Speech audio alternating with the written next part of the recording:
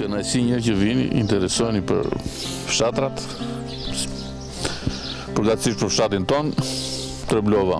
Treblova ka shumë, nuk është e thjesht për të përmbledhur me dy fjalë, po është e vjetër, ka pasur kala, ka pasur kish, edhe maja marinës quhet në i njëjti vend, Kodra në Maj.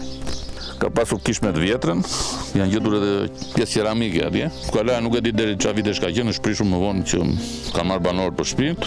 Ka pasur manastir, çesmi manastirit quhet këtu më poshtë.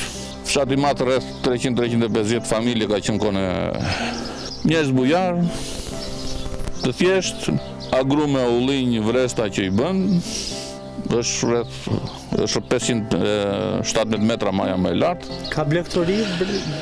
Blegtori nuk është aq intensive blegtoria, se edhe kanë ikur njerëzit, po nuk janë edhe kullota. Janë darë edhe tokat në parcelat vogla dhe pjesa që është lëndin është pyll më shumë, është rritur pylli, nuk ka ujke, ka derë atje dhe nuk është nuk bujqësore. Ulli dhe vresht është kryesorja, po ullin, se vreshta ka shumë punë dhe nuk tek ulliri janë më të shumtit. Këto prodhimet që ata kultivojnë, ulliri dhe vreshta, mos do të bëjnë edhe pak të detyruar se nuk kanë ujë, sistem vaditjen? Është edhe ajo pjesë, se nuk ka ujë për vaditjen. Mund të më përmendur disa nga fiset më mëdha son Treblov? Fise më të mëdha, Treblova ka qenë 4 mahalla, pastaj edhe si fise, unë jam nga Llanajt për shumë, janë Lamajt, janë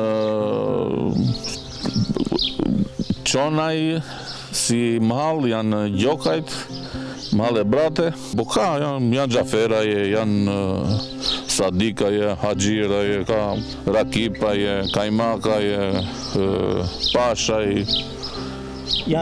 ka shumë, Veizaj, Zotaj, të gjithë për shembull kanë përveç se një fis që janë Veizat, që janë poshtë në pyllat, ata po thuaj se kanë ikur gjithë si banorë. Po janë banorë vendas të gjitha, po edhe të ardhur. Tani historia se sa të vjetër janë, ne për shembull si Llanaj pretendojmë që jemi 300-400 vjet këtu, se ne kemi ardhur nga Leza, nga Kallmeti, që me basenin e Skënderbeut që thonë këta të vjetrit. Po se sa të vjetër tani kush është autokton janë 2-3 fise që flasin këta që janë më të vjetrit fare.